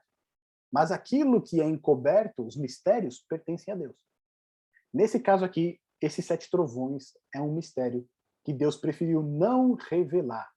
Talvez porque não seja tão importante para a nossa preparação para o tempo do fim. Talvez seja algo, né, que a gente vai descobrir após a abertura do livro selado, mas o fato é que não foi permitido a João escrever o significado desses 7 trovões ou a mensagem desses 7 trovões. E aí, então, esse anjo que estava com o pé sobre o mar e sobre a terra, levantou a mão direita para o céu. Né? Ele estava com a mão esquerda segurando um livrinho aberto, e levantou a mão direita para o céu, e jurou por aquele que vive pelos séculos dos séculos, o mesmo que criou o céu e a terra, o mar e tudo quanto existe. Já não haverá demora. Então, o que esse anjo aqui está querendo dizer? Lembra que toda essa parte aqui das 7 trombetas é uma resposta ao clamor dos mártires que estão debaixo do altar lá em Apocalipse, capítulo 5, capítulo 6. Tá certo? Até quando, Senhor? Até quando o Senhor não ouve as nossas orações e não vinga, né, o nosso sangue? Então, a gente percebe que as trombetas são os juízos de Deus já caindo sobre aqueles que perseguem o povo de Deus. Só que quando a gente chega aqui da 6ª para a 7ª trombeta, esse anjo aqui, ele garante o quê? Que já não haverá demora. Ou seja, não haverá mais tempo. O fim está muito perto. O fim está muito próximo. Tá certo? Ou não haverá mais um longo tempo de espera. Porque os juízos já estão caindo, que são as trombetas, e logo virá o fim. Só que esse anjo ele diz o seguinte, lá no verso 7, ó, mas nos dias da voz do 7º anjo, quando este estiver para tocar a trombeta, cumprir-se-á então o mistério de Deus, segundo ele anunciou aos seus servos, os profetas. Então lembra que a 7ª trombeta vai representar o quê? A volta de Jesus. Tá certo? E quando ele diz aqui no verso 6 que já não haverá demora, e a gente está entre a 6ª e a 7ª trombeta, significa o quê?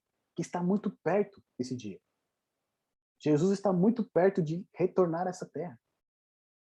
E aqui ele diz o seguinte, né? Quando tocar a última trombeta, a 7ª trombeta, então o mistério de Deus vai ser o quê? Revelado. E o que é esse mistério de Deus? Né? Muitos acreditam que esse mistério de Deus ele vai ser revelado após o toque da 7ª trombeta. Tá certo? Que é quando Jesus encerra a sua obra intercessória, ele vem a essa terra, e então o livro finalmente que estava selado lá em Apocalipse 5, ele é aberto. Alguns entendem que esse mistério de Deus seja isso. No entanto, lá em Colossenses, no capítulo 1, verso 27, tem um texto muito interessante que fala a respeito desse mistério de Deus. Quem puder encontrar para a gente, Colossenses capítulo 1, verso 27, por favor. Pode abrir aí o microfone e ler para a gente esse texto.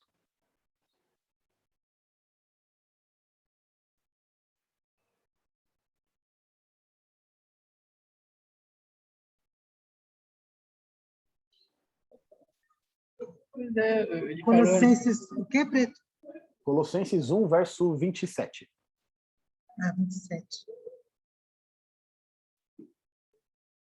Aos quais Deus quis dar a conhecer qual seja a riqueza da glória desse mistério entre os gentios, isto é, Cristo em vós, a esperança da glória.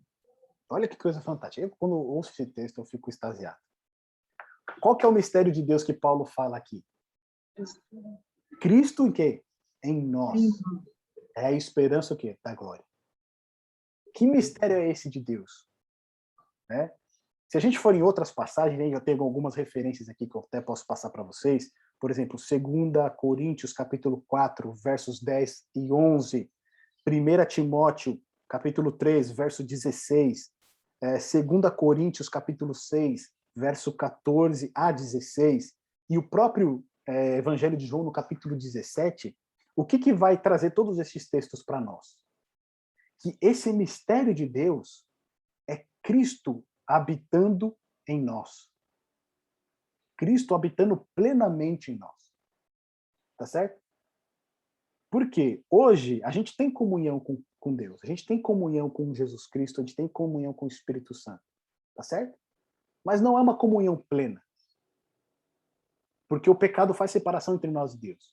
Então, muitas vezes a gente está em comunhão com Deus, mas aí a gente, né, começa a ver outras coisas, se distrai, perde um pouco o foco, peca, se distancia de Deus. Né? Então, o nosso relacionamento com Cristo hoje, a gente pode dizer assim que ele é muito instável por conta das circunstâncias à nossa volta. Uma hora a gente está bem, a gente está firme com ele, outra hora a gente não está. Né? Uma hora a gente está forte espiritualmente, outra hora a gente não está. Então, ele está muito instável.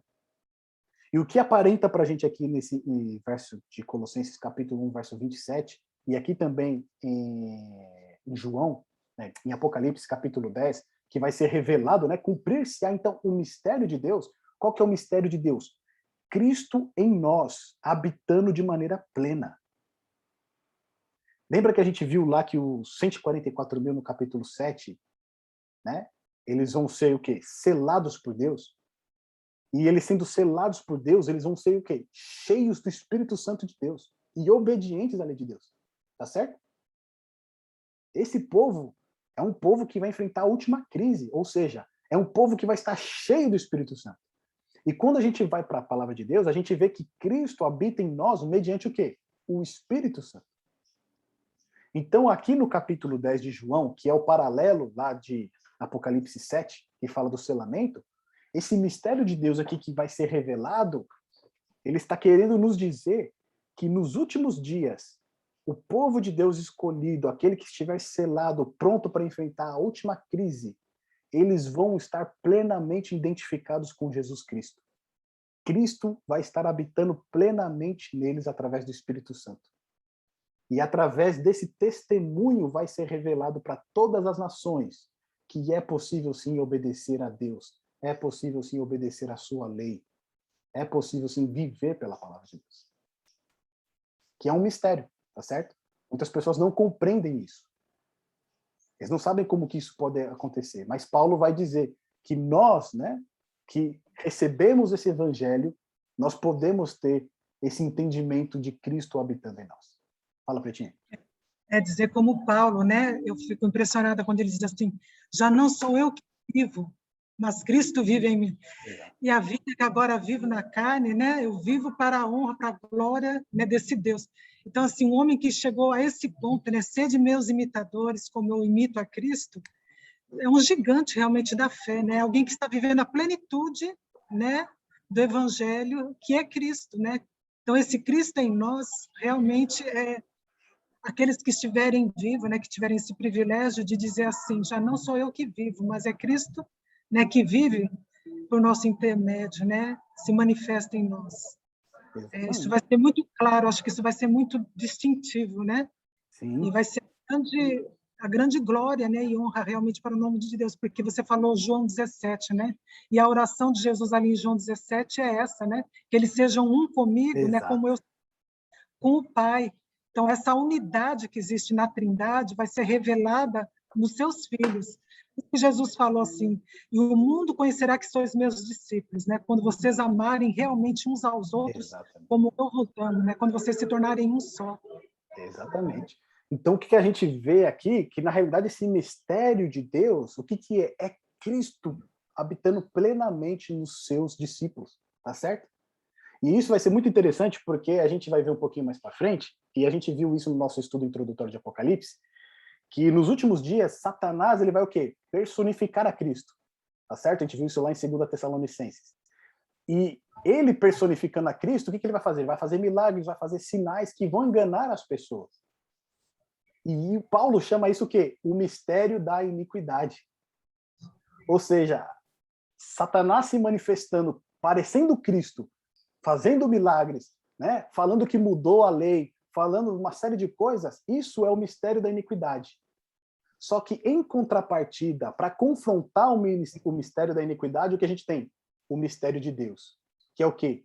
Cristo habitando em nós, a esperança da glória. Então, o que vai contrapor esse engano satânico nos últimos dias, né, de Satanás se prefigurando, parecendo ser Cristo, serão os próprios servos de Deus, tendo Cristo habitando plenamente neles, cheios do Espírito Santo.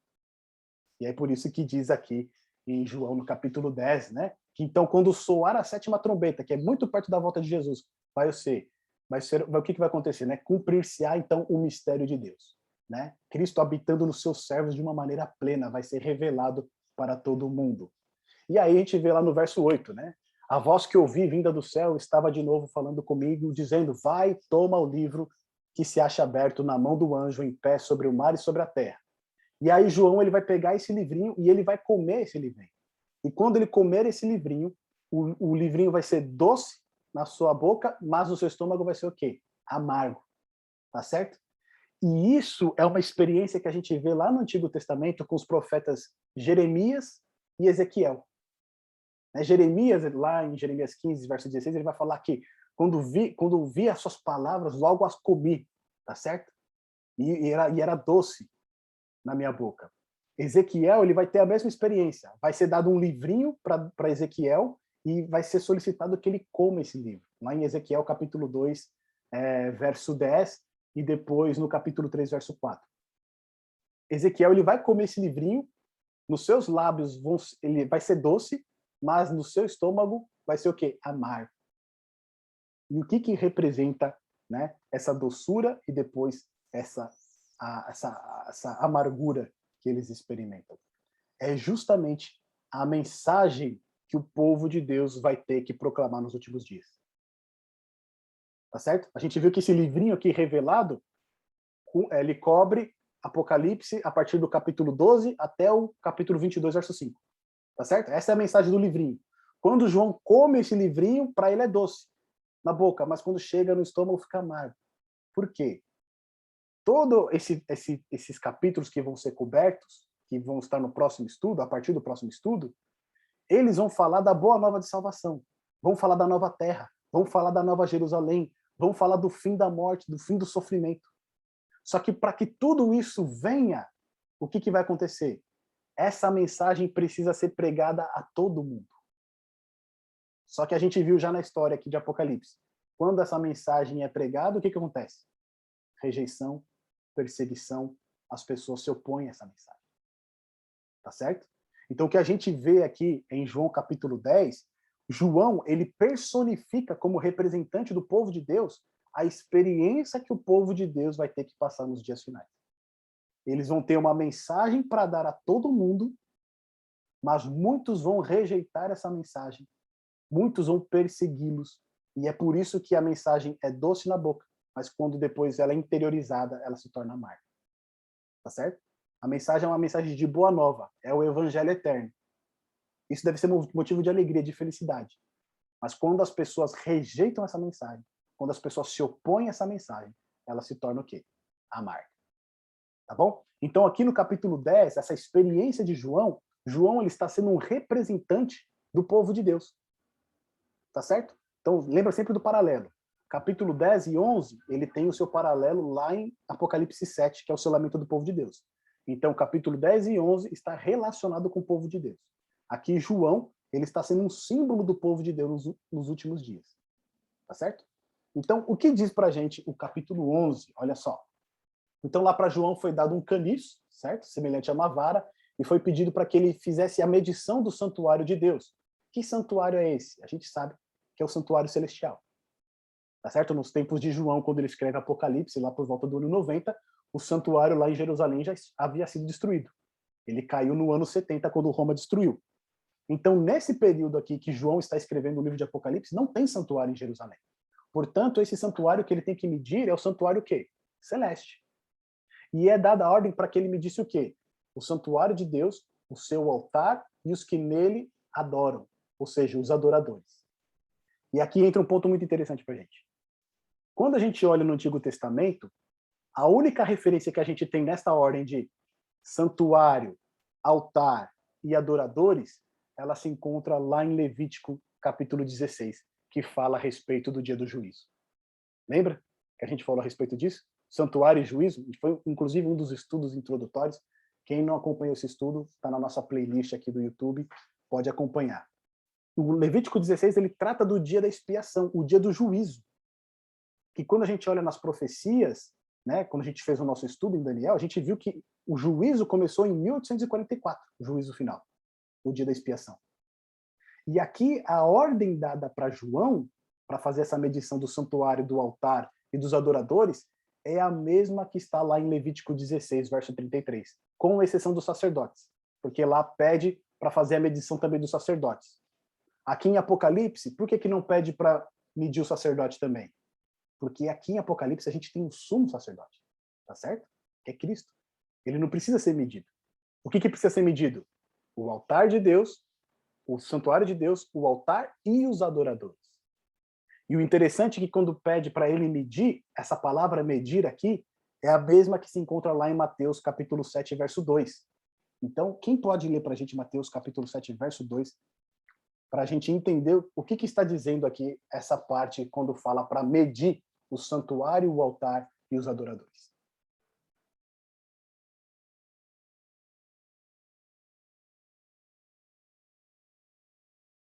Mateus capítulo 7, verso 2.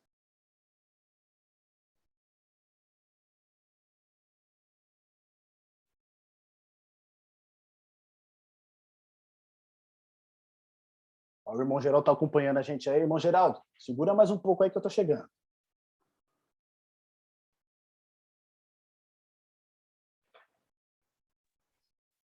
Porque do mesmo modo que julgardes, sereis também vós julgados, e com a medida com que tiverdes medido, também vós serei medidos.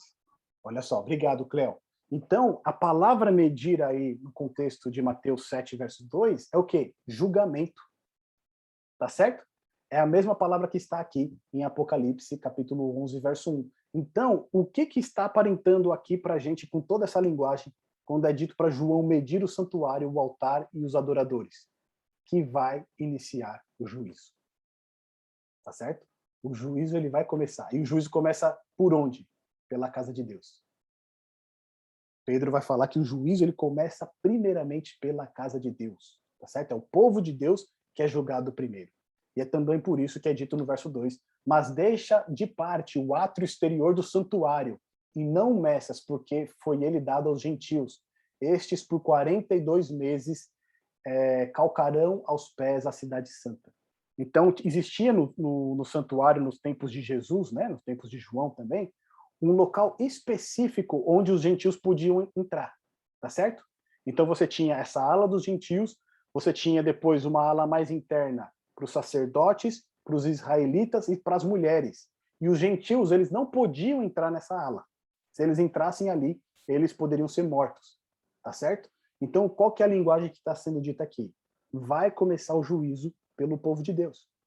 Mas aqueles que não fazem parte do povo de Deus, por enquanto eles vão ficar fora. Tá certo? Desse juízo.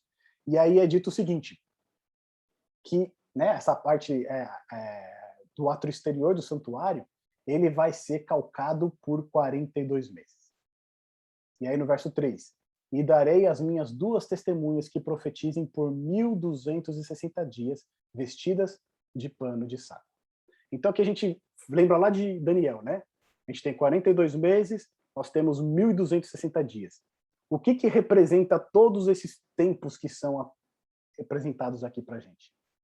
A mesma coisa que a gente encontra lá em Daniel capítulo 7, versos 24 e 25. Tá certo? Lembra quando a gente fez o estudo de Daniel capítulo 7?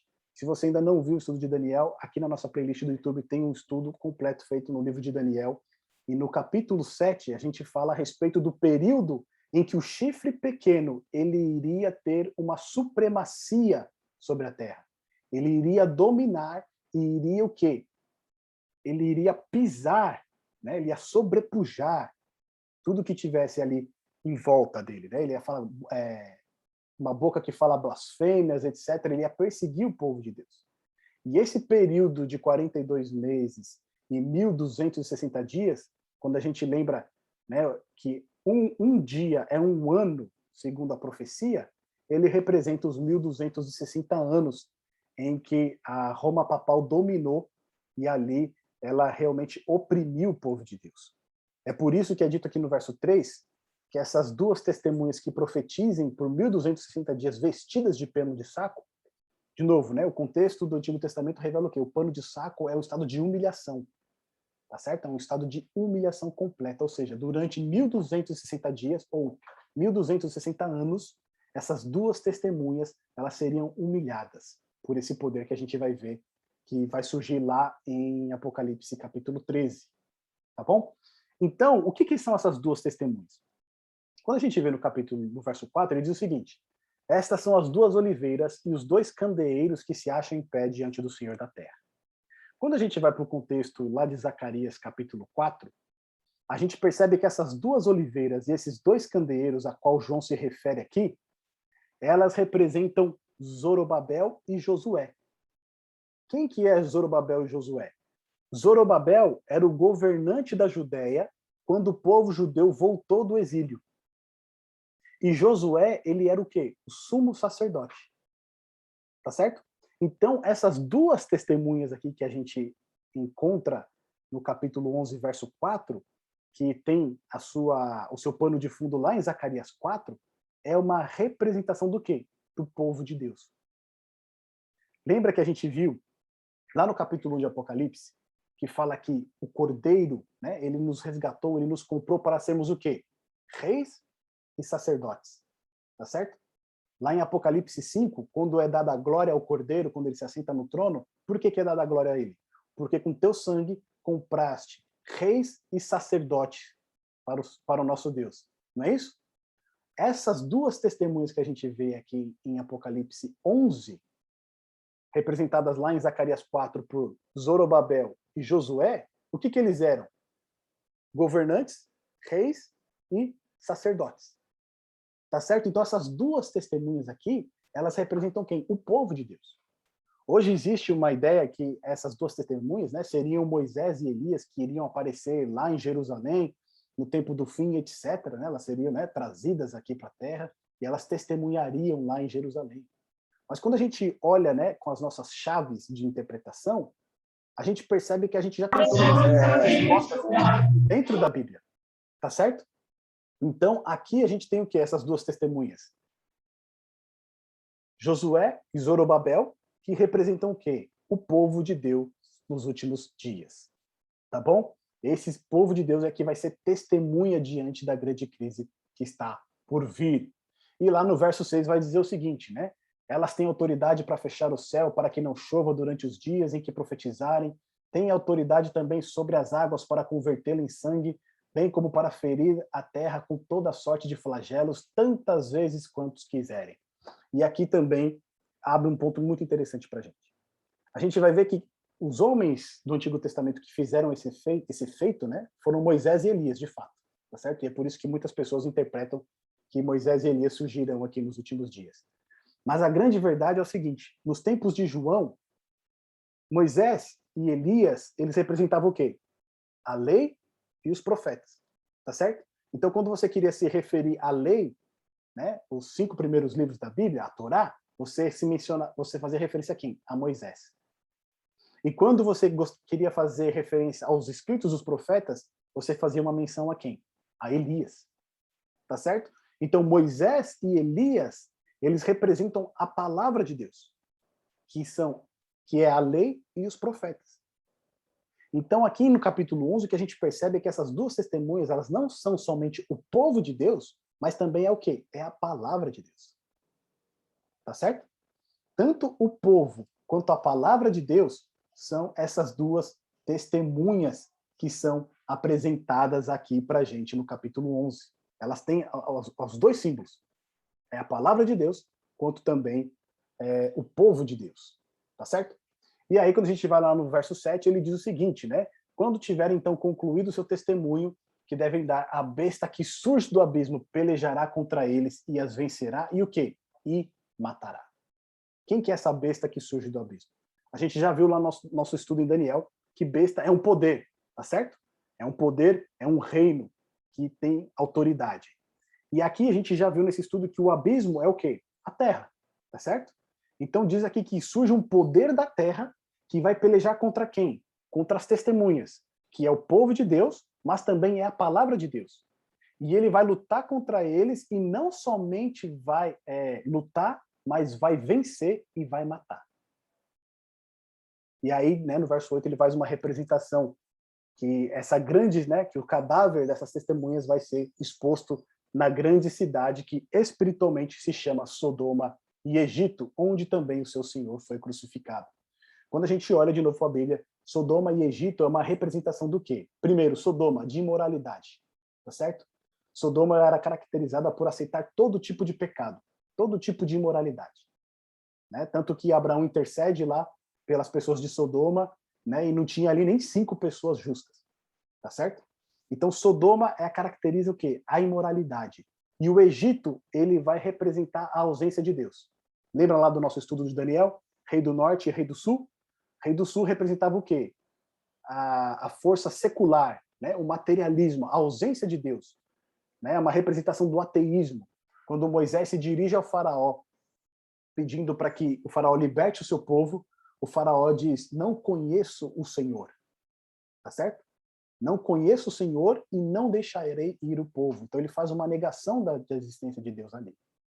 E quando a gente olha, né, para todas essas circunstâncias aqui do capítulo 11, a gente percebe que esse poder que surge do abismo, ou seja, esse poder que emerge na terra, luta contra o povo de Deus e luta contra a sua palavra, e dentro do seu reino ali tem uma representação de imoralidade e de ateísmo, esse poder que surge aqui em capítulo 11 é configurado, né, pela França, tá certo?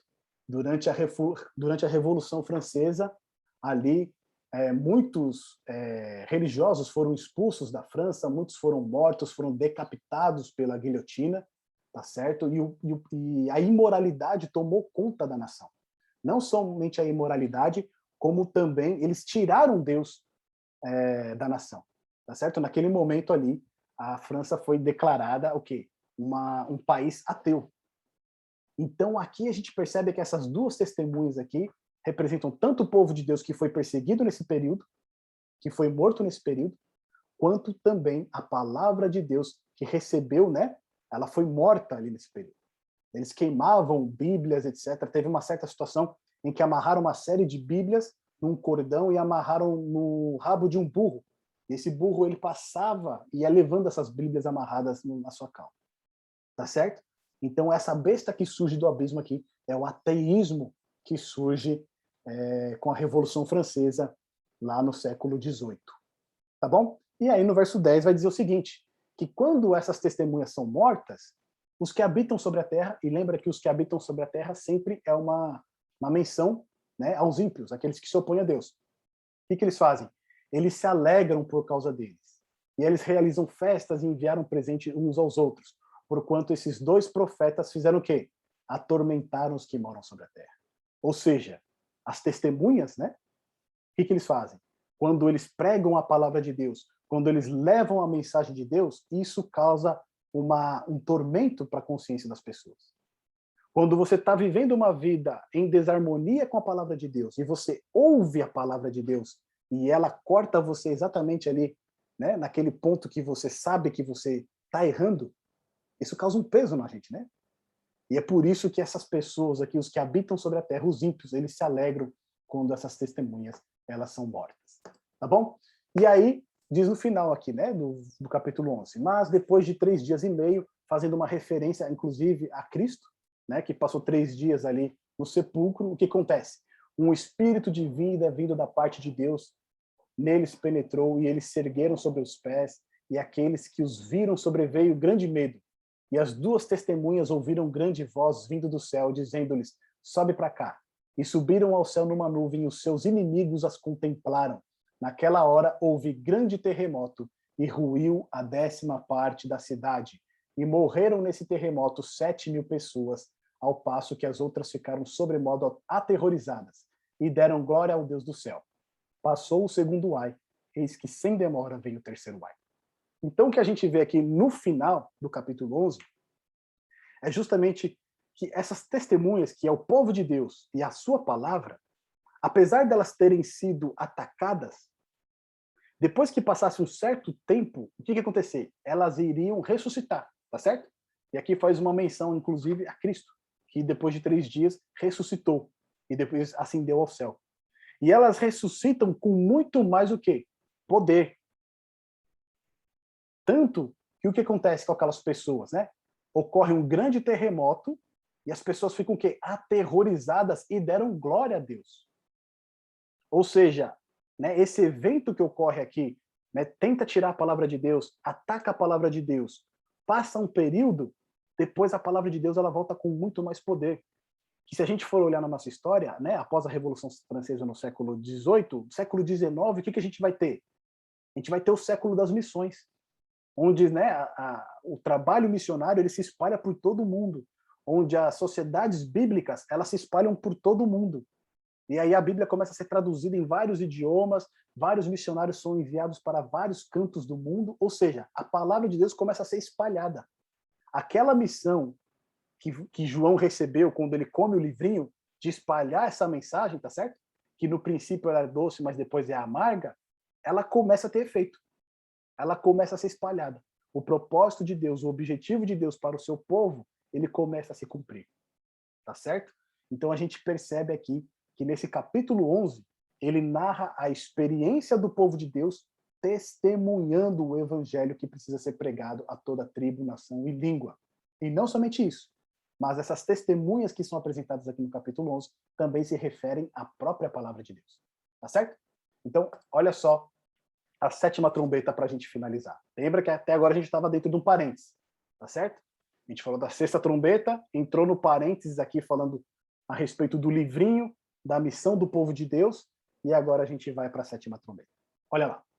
Passou o 2º ai, eis que sem demora vem o 3º ai. O 7º anjo tocou a trombeta e houve no céu grandes vozes, dizendo: o reino do mundo se tornou de nosso Senhor e do seu Cristo, e ele reinará pelos séculos dos séculos. E os 24 anciãos que se encontram sentados no seu trono diante de Deus, prostraram-se sobre o seu rosto e adoraram a Deus, dizendo: graças te damos, Senhor Deus Todo-Poderoso, que és e que eras, porque assumiste o seu grande poder e passaste a reinar. Na verdade, as nações se enfureceram, chegou, porém, a tua ira, e o tempo determinado para serem julgados os mortos, para se dar o galardão aos teus servos os profetas, aos santos e aos que temem o teu nome, tanto os pequenos como os grandes, e para destruires os que destroem a terra. Abriu-se então o santuário de Deus que se acha no céu, e foi vista a arca da aliança no seu santuário. E sobrevieram relâmpagos, vozes, trovões, terremoto e grande saraivada. Meus amigos, o que a gente encontra aqui nessa 7ª trombeta? 7ª trombeta a gente já viu que é o quê? É a volta de Jesus, tá certo? Quando toca a 7ª trombeta, no verso 15 diz: o reino do mundo se tornou de quem? Do nosso Senhor e do seu Cristo, e ele reinará pelos séculos dos séculos. Esse texto aqui faz uma menção ao Salmo 2, tá certo? Quando fala ali a respeito do Senhor e do seu Messias, onde os reis da terra eles se organizam contra o reino do Messias. Só que o que acontece aqui em Apocalipse? Não adianta eles quererem batalhar contra esse reino, porque o reino finalmente será do nosso Senhor e do seu Cristo. Tá bom? E no verso 17 tem um ponto muito interessante. Lembra que a gente viu lá no capítulo 1, no capítulo 4 e 5, quando se referia a Deus, né? Falava a respeito àquele que era, que é e que há de vir. Olha o que diz aqui pra gente. Graças te damos, Senhor Deus Todo-Poderoso, que és e que eras. Por que ele não fala porque há de vir? Porque já chegou. Tá certo? O reino de Deus foi estabelecido e será um reino para sempre. Um reino eterno. Agora, a promessa não é mais aquele que era, aquele que é e aquele que há de vir. Não. Ele já veio. Ele chegou. Ele está aqui. Então, essa é a mensagem da 7ª trombeta. A 7ª trombeta anuncia o quê? A volta de Cristo. A gente viu lá em 1 Tessalonicenses capítulo 4, quando o apóstolo fala a respeito da ressurreição dos que dormem, que vai ser no soar do quê? Da 7ª trombeta, da última trombeta.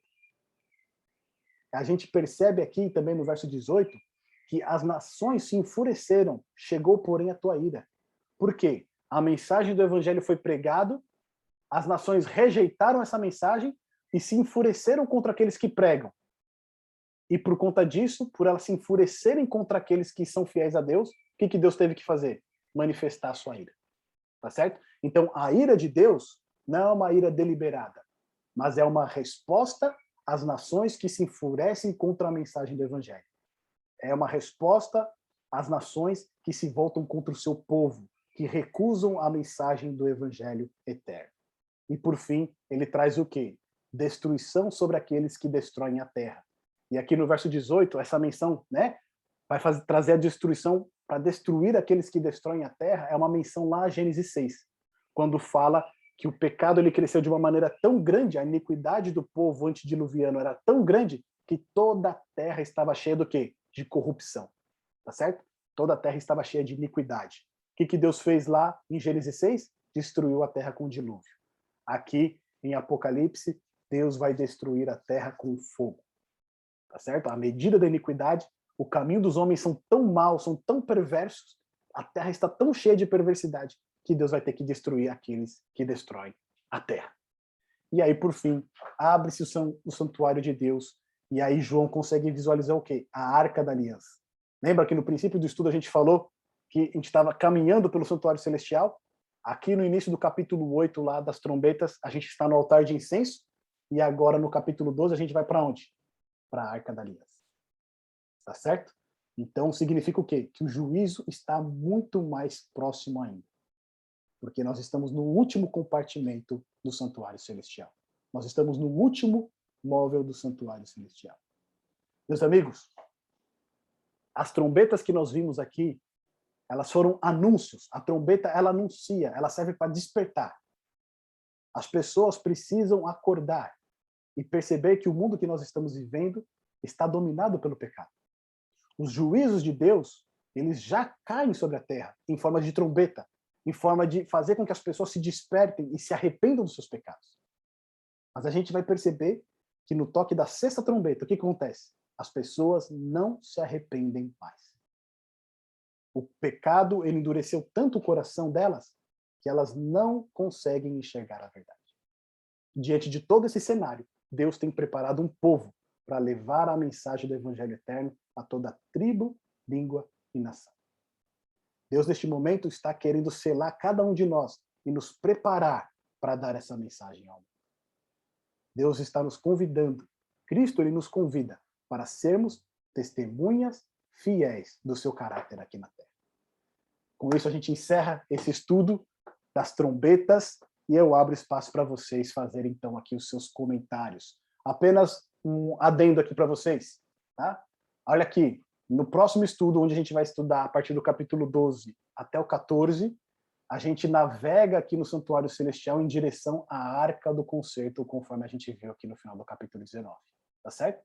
É o último compartimento do Santuário Celestial e é também o último móvel do Santuário Celestial. Então, no próximo estudo do sábado que vem, nós vamos estudar o Grande Conflito. Acho que é o capítulo mais... a sessão mais aguardada por todos nós, né? Vai cobrir o capítulo 12, 13 e 14. Tá bom? Vamos lá, fiquem à vontade. Se tiverem alguma dúvida, alguma questão, fiquem à vontade para levantar.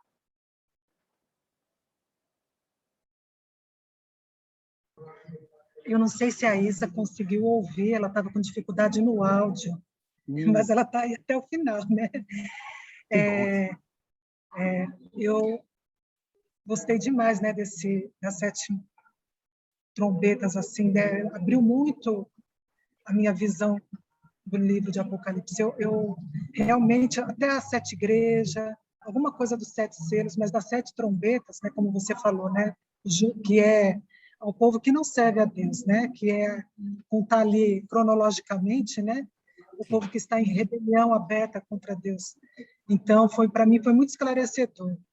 E hoje, ainda pela manhã, na classe da escola sabatina, né, a Suzete, ela comentava que quando Deus manda seus juízos, né, sejam pelo meio físico, né, pelas forças da natureza, e as pessoas sofrem, esses países, né, onde não se acredita em Deus, onde reina o paganismo, a idolatria, e muitas vezes as pessoas endurecem mais o coração, né? Sim. E aí exatamente o que a gente estudou essa semana, né? E ainda assim não se arrependeram. Quer dizer, Deus dá oportunidade, mas as pessoas têm o livre-arbítrio, né? Sim. De aceitar ou recusar. E é muito triste você ver pessoas recusando os apelos de Deus, né? e são apelos cada vez mais fervorosos. E isso a gente vai ver muito, né, daqui para frente, as pessoas se rebelando, se revoltando assim, declaradamente contra esse Deus, né, que nós exaltamos, principalmente o Deus, né, dos cristãos.